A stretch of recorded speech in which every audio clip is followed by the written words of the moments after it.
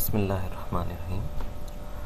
Okay dear students, आज के इस लेक्चर में एक शॉर्ट सा लेक्चर है जो कि पिछले लेक्चर से ही रिलेटेड है, इसलिए मैं इसको उसका ही पार्ट कंसिडर कर रहा हूँ।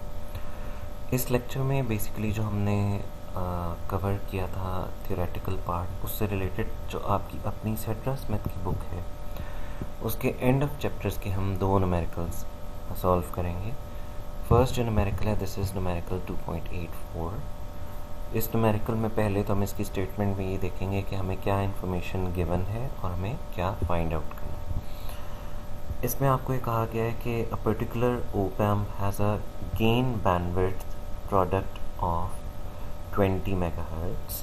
ठीक है, आपको गेन बैंडविड्थ प्रोडक्ट गिवन है and is operated with closed loop gain of 100 volt पर वोल्ट, यानी आपको ACL यानी क्लोज्ड लूप गेन भी पता है। ठीक है,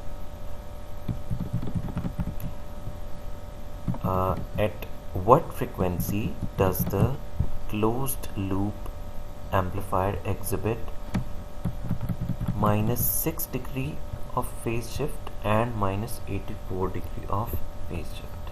ठीक है, आपको फाइंड आउट करनी है वो ऑपरेटिंग फ्रीक्वेंसीज जिनके ऊपर जो आपकी क्लोज्ड लूप कॉन्फ़िगरेशन है उसमें जो फेज शिफ्ट आ रहा है वो या तो 6 degrees with a minus sign which shows the reduction वो हो जाए, और दूसरे पार्ट में आपने करना है कि वो -84 डिग्री हो जाए। ठीक है, अच्छा, अब आपको क्लोज लूप गेन जो है वो गिवन है 100 वोल्ट पर वोल्ट।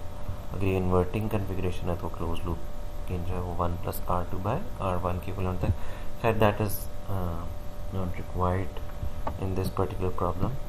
और हमें जो गेन बैंडविड्थ प्रोडक्ट है वो 20 मेगाहर्ट्ज़ गिवन है। अब हमें ये पता है कि जो गेन बैंडविड्थ प्रोडक्ट होती है वो हमारे पास हमेशा सेम रहती है। सेम इस तरह से रहती है कि जब आपके पास फ्रीक्वेंसीज लोअर साइड पे होती हैं तो गेन आपका हायर साइड पे होता है, और जो जो फ्रीक्वेंसी राइज करना स्टार्ट होती है तो गेन आपका रिड्यूस होना स्टार्ट हो जाता है। जब फ्रीक्वेंसी को कम करते हैं गेन बढ़ जाता है, तो प्रोडक्ट आपका कांस्टेंट रहता है। जब आप फ्रीक्वेंसी को इंक्रीज करते हैं तो गेन ड्रॉप हो जाता है, यानी एक फैक्टर गेन बैंडविड्थ प्रोडक्ट में हमेशा इंक्रीज हो रहा होता है तो दूसरा फैक्टर उसी हिसाब से रिड्यूस हो रहा होता है।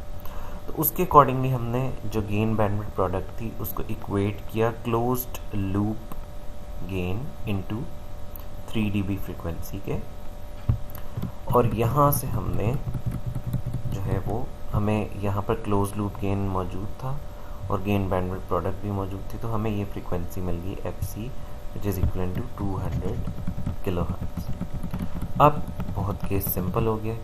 हमने जो फेज़ की रिलेशनशिप फाइंड आउट की थी, हमने फाइंड आउट की थी tan phi is equal to -F/FC। ये माइनस साइन से प्रोडक्शन के लिए, इसको आप इग्नोर भी कर सकते हैं, तो tan phi is equal to F/FC। अब आप अगर इस रिलेशनशिप को देखें तो इसमें आपको फाई गिवन है। पहले पार्ट में आपको ये गिवन है कि 6 डिग्री का फेज रिडक्शन अगर आ रहा है तो आपके पास ऑपरेटिंग फ्रीक्वेंसी क्या होगी। ठीक है, तो इस पूरी रिलेशनशिप में आपको फाई गिवन है विच इज़ 6 डिग्री। FC आप फाइंड आउट कर चुके हैं, आपने फाइंड आउट करनी है F, तो आप इस इक्वेशन को सॉल्व करके F फाइंड आउट कर लेंगे। इसी तरह अगर आप सेकेंड पार्ट देखें तो उसमें आपको फाई -84 डिग्री गिवन था। FC अगेन वही वाली यूज़ करेंगे जो आपने कैलकुलेट की है, और आप सेकंड पार्ट भी सॉल्व कर सकते हैं। अब आ जाते हैं पार्ट नेक्स्ट प्रॉब्लम की तरफ which is problem 2.86। A non inverting operational amplifier circuit with gain is equivalent to 100 volt per volt and F3 dB is equivalent to 8 kilohertz। आपको क्या क्या गिवन है? गेन आपको गिवन है, 3 dB फ्रीक्वेंसी आपको given है।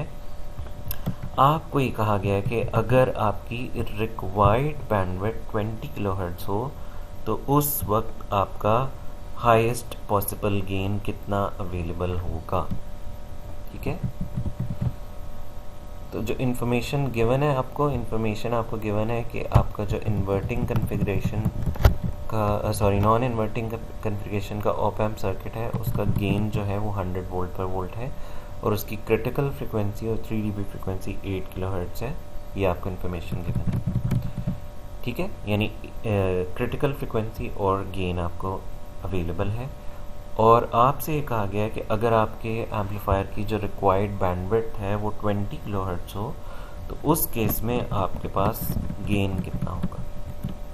ठीक है, तो गेन बैंडविड्थ प्रोडक्ट अगर हम जो हमें गिवन इन्फॉर्मेशन है उससे कैलकुलेट करें तो गेन बैंडविड्थ प्रोडक्ट में हमने ये हमें जो गेन अवेलेबल है उसको हमने जो क्रिटिकल फ्रिक्वेंसी है उससे मल्टीप्लाई कर दिया, तो ये हमारे पास गेन बैंडविड्थ प्रोडक्ट आ गई। अब इस गेन बैंडविड्थ प्रोडक्ट को हम यूटिलाइज कर लेंगे सिंपली। गेन बैंडविड्थ प्रोडक्ट जब हमारे पास आ गई तो ये हमें पता है कि गेन बैंडविड्थ प्रोडक्ट हमेशा कांस्टेंट रहती है। तो अब हम क्या करेंगे, अब हम ये देखेंगे कि जो हमारे पास गेन बैंडविड्थ प्रोडक्ट जिस वक्त हमने कैलकुलेट की तो उस वक्त जो आपकी क्रिटिकल फ्रिक्वेंसी थी या बैंडविड्थ थी वो 8 किलोहर्ट्ज़ थी। अब जो केस है जिसमें आपने गेन फाइंड आउट करना है, इसमें आपके पास जो बैंडविड्थ आपने रिक्वायर की है वो बैंडविड्थ आपने कितनी रिक्वायर की है, 20 किलोहर्ट्ज़। ठीक है, यानी आपकी बैंडविड्थ 8 किलोहर्ट्ज़ से 20 किलोहर्ट्ज़ पे चली गई है, यानी बैंडविड्थ आपकी इंक्रीज़ हो गई है। तो हमने ये कहा था कि आपके पास गेन बैंडविड्थ प्रोडक्ट को कांस्टेंट रखने के लिए जब बैंडविड्थ इंक्रीज़ करती है तो गेन रिड्यूस करता है। तो बैंडविड्थ हमारी 8 किलोहर्ट्ज़ से 20 किलोहर्ट्ज़ पे अगर आ रही है तो गेन फॉर श्योर आपका रिड्यूस होगा। ठीक है, तो अब हम गेन बैंडविड्थ प्रोडक्ट क्योंकि हमारे पास कांस्टेंट होती है और वो हमने 800 किलोहर्ट्ज़ कैलकुलेट की हुई है, उसने कांस्टेंट रहना है। तो 800 किलोहर्ट्ज़ गेन बैंडविड्थ प्रोडक्ट को अगर आप रिक्वायर्ड बैंडविड्थ से डिवाइड कर दें तो ये आपको गेन मिल जाएगा।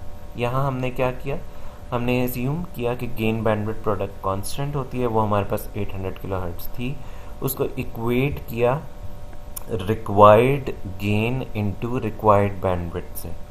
रिक्वायर्ड गेन हमने कैलकुलेट करना था और रिक्वायर्ड बैंडविड्थ को हम दूसरी साइड पे ले गए और हमने रिक्वायर्ड बैंडविड्थ को जो गिवन गेन बैंडविड्थ प्रोडक्ट थी उस पर डिवाइड कर दिया, जिससे हमारे पास ये गेन की वैल्यू कैलकुलेट हो। सो इस लेक्चर के पार्ट में जस्ट हमने ये दो छोटे छोटे प्रॉब्लम सॉल्व करने थे जो कि आपकी अपनी बुक से हैं। तो जो कोर्स कंटेंट हमने कवर किया तो वो फ्लॉयड की बुक से कवर किया था, लेकिन ये उससे रिलेटेड आपकी अपनी बुक सेड्रा स्मिथ के दो प्रॉब्लम्स हैं जो एंड ऑफ चैप्टर प्रॉब्लम्स हैं चैप्टर नंबर 2 के। So I will conclude this lecture here. So thank you.